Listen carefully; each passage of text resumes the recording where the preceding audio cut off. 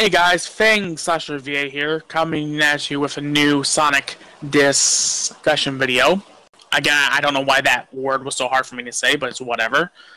And in today's video, we are going to be discussing why, in my opinion, Sonic's character development from its first appearance in Sonic Adventure 2 to Sonic 06 was awesome character development, and why I'm personally not a fan of how they've been handling Shadow in recent years, even though that, in my opinion, they have gotten a bit better with writing him. It's still not at the peak that was Sonic 06, but, of course, if you're new here, make sure to comment, like, and subscribe, and definitely hit that like button. The reason why I'm doing a second one of these this week is because, well, as you all know, Wednesdays are my Let's Play week, and because I don't have access to my computer yet, and we haven't started looking for a new place to get my laptop from, for now on until then, Wednesdays will be a random video or a second, basically, Sonic Wednesdays. So it's not as catchy as Sonic Tuesdays, of course, but it is what it is. So let's get started. Now, everyone knows that Shadow started out in Sonic Adventure 2 as this very vengeful, brooding, anti-hero, or dare I say villain. Pretty much, as we know by his lore, he was created by Shadow Robotnik as the ultimate life form. And what happened was the government basically got afraid. They went up to the Space Colony Ark and basically started, well, let's just say that a lot of people didn't survive. They brought Gerald into custody, and his granddaughter, Maria Robotnik, Shadow's best friend, was also unfortunately shot as well. Before she was able to successfully launch the pod that she put Shadow in so that he could be safe, and unfortunately he had to witness, like I said, his best friend getting shot by gun. They put Shadow in stasis, and pretty much Gerald Robotnik basically rewrote his code into basically wanting revenge, because that's what people know after losing Maria and taking quite literally everything away from him, and that's what he says.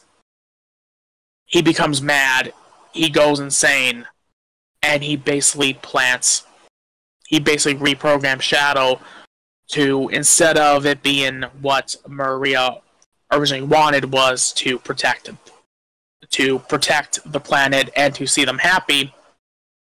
Now it was for revenge. And to perfectly sum that quote, to perfectly sum up that vengeful goal he had in that game, is from the scene to where you see Shadow on top. And, he goes, "Puh, I have no time for these humans." And then you start hearing his theme song, you start hearing the flashbacks from that time. Maria, I remember what I promised you. I promised you revenge. And that was pretty much, that summed up why Shadow was doing everything he was during the events of the game. He was getting into fights with Sonic. I mean, the first time we see Shadow is iconic, right? I mean, hey, that's the wrong quote, but that's the fourth one, my bad. But if you've or watched cutscenes of Sonic Adventure 2, you all know how iconic Shadow's first appearance is if you started with the hero story. And I would imagine most of you that play that game most likely started with Sonic, Tails, and Knuckles. And throughout the game, we start getting more mystery, and then now, once Rouge starts doing some digging, because Rouge is a double agent, we later find out that there's this other creation, and now Rouge isn't so sure if Shadow is indeed the same Shadow in Project Shadow.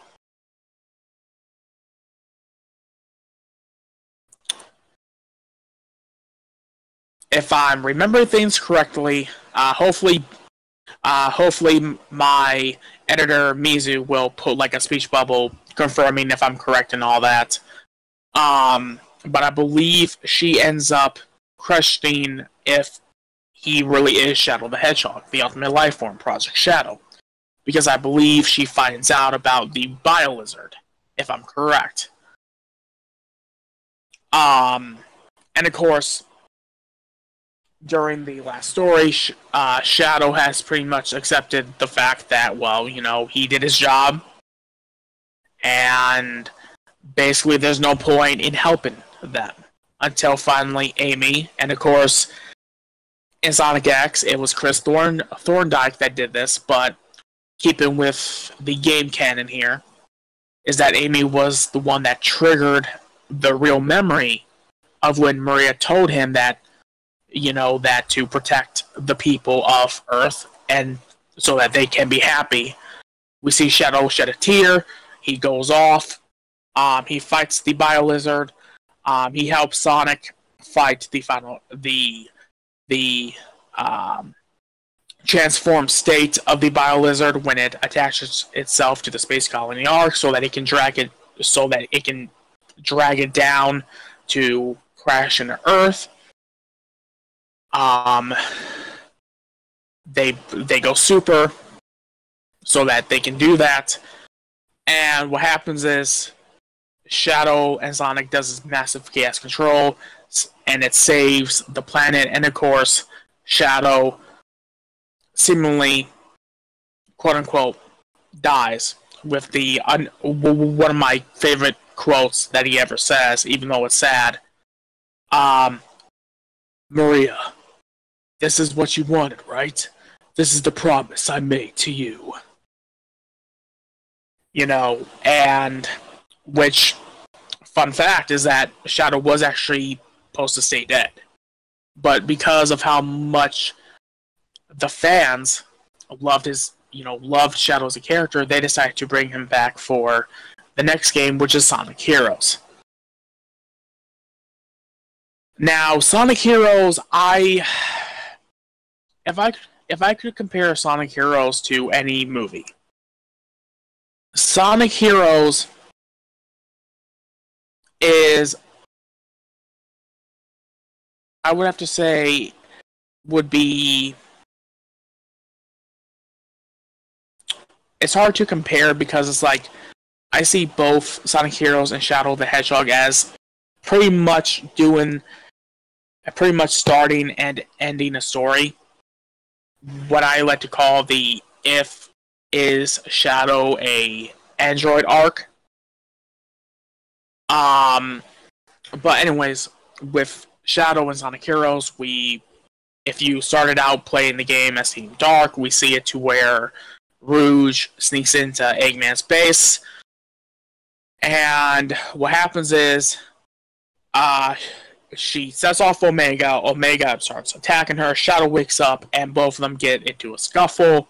Rouge stops them both, and pretty much confirms what Omega and Shadow is. And after that, they decide to form Team Dark.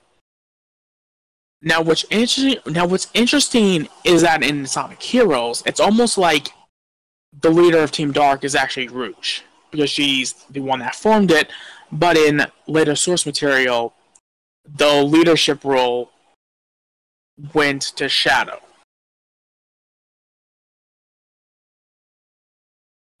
Which, that goes to show you how strong of a bond those three are, despite nowadays despite the recent character profiles that came out, mentions how that Shadow doesn't see his teammates in Team Dark as friends, which I think is a bunch of BS. But I'll get more into that when we get into the recent era with Shadow. So throughout the game, now obviously the whole point of Sonic Heroes is that something's going on with Eggman, and they pretty much head to the same place that all the other characters head to, which is the Egg Fleet. They get to Eggman's flagship, and throughout the game, you see certain cutscenes of Neo, Metal Sonic copying data, one of them being Shadow, which would explain why he ends up looking like he does.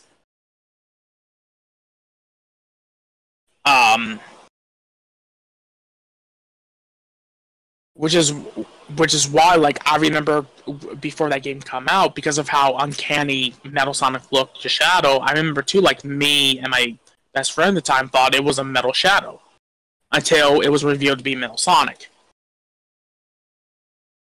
Which honestly made a lot more sense that they would bring Metal Sonic back, considering Metal Sonic is also a very popular character, and despite some, like, spin-offs and of course some side games like Sonic Advance, when it comes to the main Sonic games, they always just have either a Metal Sonic or, in terms of the classic games, Mecha Sonic. So, I'm getting off track. And finally, at the end of the game, the end of Team Dark, they see this warehouse of nothing but Shadow androids. And now Rouge and Omega are now wondering, is the Shadow also an android? And basically, Omega was the one that says that the real Shadow has to be out there somewhere. Now, obviously, in the last story, you end up playing a Shadow to help distract him from Sonic, Tails, and Knuckles being able to transform into their super forms. And obviously, Shadow was the one that, told them to go ahead and do so. From what I remember correctly, I haven't played Sonic Heroes in a hot minute. So once again, editor just put a speech bubble, if I'm correct or not. So now we move on to the game that really shifted Shadow's story into what it is today. Well, not really what it is today, but it was the start of the quote-unquote Hero Shadow. So everyone knows with Shadow the Hedgehog, there's 10 different endings, with the one in the last episode being the true ending. Now, we all know that with the different endings, you're quite literally taking out Eggman, you're taking out Sonic, you're taking out the General, you're taking out Black Doom. Those endings are non-canon, which is why nowadays people complain about that game. The fact that, there's no point when, the last ending is the only true ending, and the fact that you had to replay a stage 10 times. But, they literally put on the box that you get to decide if he's good or evil, which is kind of true. So we're going to ignore all those other endings and focus on the true one. The game starts up. Shadow is overlooking the city.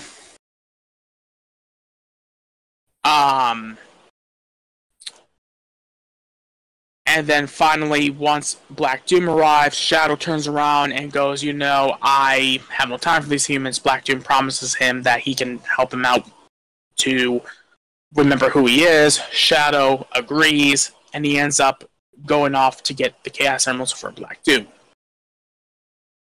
And obviously, throughout the story, there's this general guy and he blames Shadow for what happened to Maria because he was best friends with Maria as well. And basically, in the final story, it's revealed that Black Doom is also Shadow's dad, much like Gerald is.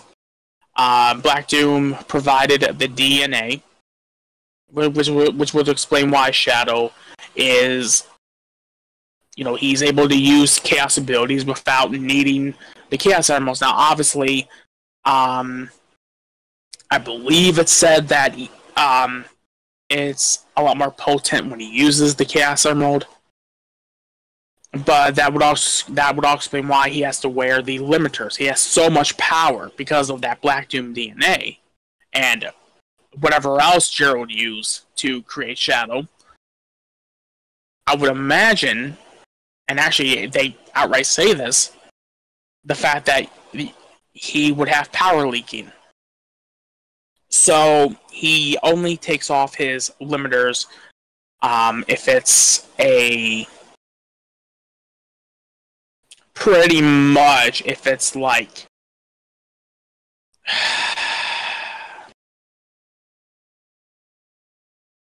if it's a dire situation, like what happened in Sonic 06, for example.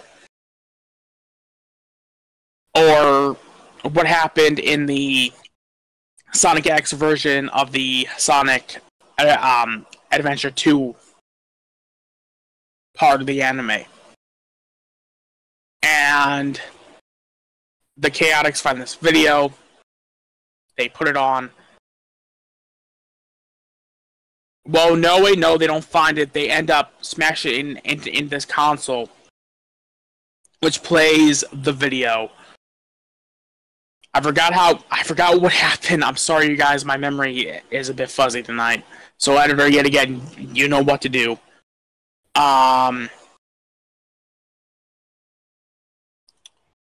Shadow then decides that basically that his past is going to be behind him. Of course, at the time, Shadow, Black Doom paralyzed everyone, and he thought that Shadow could stay paralyzed, but he kind of forgot that his blood runs through Shadow's veins, so he could withstand the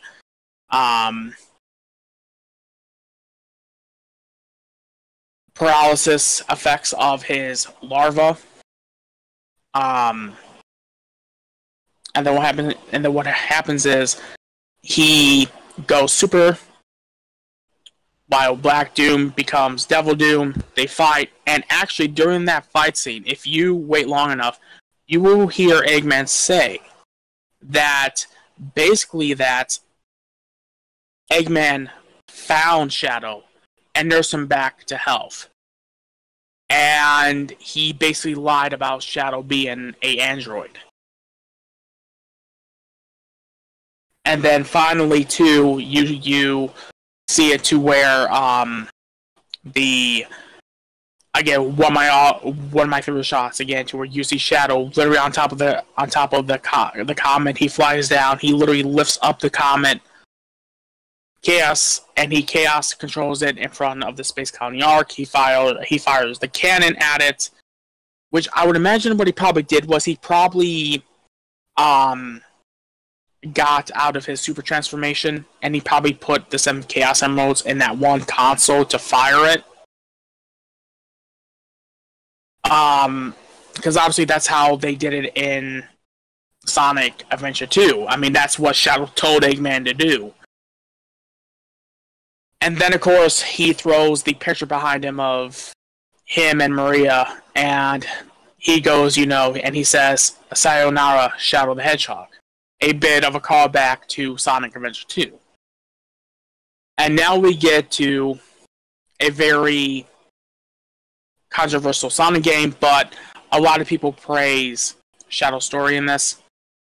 This is the official start of Hero Shadow. Obviously, in this game, Shadow is doing a mission to get this artifact that has Mephiles contained. And basically, Rouge has it. That thing breaks. Mephiles appears. And there's this ominous thing that Mephiles says about how that he owes Shadow everything, pretty much. And basically throughout the game, you're trying to figure out who Mephiles is, and they end up going to the future, Silver's future, and you find out that the people turned on Shadow, and Omega was the one that had to take care of Shadow when that whole thing happens. Now, keep in mind, we don't know what really happened with that. All we know is that planet Earth turned against Shadow. So they run into Team Sonic, and they decide that they need to find Chaos Emeralds so that they can create a portal to get back to the present time, which they end up doing so. And before they leave, Shadow notices Mephiles, and he goes and fights him, which is where Mephiles tries to be a Palpatine to Shadow's Anakin, to where basically hey, the humans are going to turn against you, sort of thing. And even before that, you see the dusted, rusted,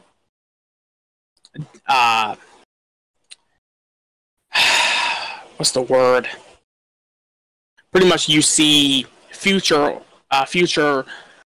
Omega powered down, and when they get to the past, I forgot the term. I forgot how the events go, but I do know that future Omega ends up rebooting himself, and Omega ends up helping Shadow and Rouge, and I do know that Shadow ends up saving Sonic from Silver, and both of them decide to go to the past, see what happened. Now, in Shadow's point of view, we now know why Mephiles has such a grudge against him, is the fact that Shadow was the one that put him in that artifact. So they go to the desert to confront Mephiles one last time, and we get my all-time favorite Shadow quote as soon as Mephiles asks him, what are you going to do once the humans, pretty much comes after you? And Shadow goes, if the world chooses to become my enemy, I will fight like I always have. Which that sums up Shadow. He takes off his limiters as he says it, and he gives off this big boost of energy. And then during the final story, he's the one that, I don't know if people caught this, but he was also saddened by Sonic's passing. And Shadow was also one of the ones that, I believe he was the one that gave the idea about using the Chaos Emeralds. If I remember correctly, yet again, editor, help me with that. And you play as him to find one of the Chaos Emeralds. They get all some Chaos Emeralds. There's that controversial scene of Elise kissing Sonic, bring him back to life. Pretty much a gender reverse. Snow White in a sense. Sonic goes super, and by this point, you have Solaris wreaking havoc. And Sonic decides to get the help from both Shadow and Silver. Sonic gives the Chaos abilities, well, not Chaos abilities, he transfers the energy to both of them so that they can go super. They both fly up, and all three of them takes him out. And then Sonic, and after that, we don't know what happened happens with Shadow. I would imagine with the time being reset, I would imagine he's doing something else, which might kind of explain why his personality changes, but I'm not really gonna count that, really. Because even if the whole timeline was rebooted, and well, not so much rebooted, but if Sonic erased pretty much the freaking events of the game, Shadow would still be like how he is in 06 even now. And now we get to the controversial part of the video for me, which is when they changed Shadow character, which what I like to call when they started really embracing the whole "ow, the edge" memes. Shadow's character has been pretty much changed to be what the internet has said that he is. And that is something I've never liked. They definitely really overdid it in Sonic Boom. But I felt how he was in Forces was pretty good, ironically. But I feel like in recent years they have really started to kind of backpedal on that sort of thing, because the fact of the matter is, and no matter how much people blame him, Shadow really is one of the most complex characters in Sonic. He has one of the most interesting character developments. And for that character development to be stripped away because of two writers that didn't fully understand the world that they were writing for during the modern age of Sonic games before Ian Flynn took over writing duties, I think it's dumb. This character deserves respect. You know, a lot of people love Shadow the Hedgehog. I mean, I love him as a character. I mean, I literally voice him.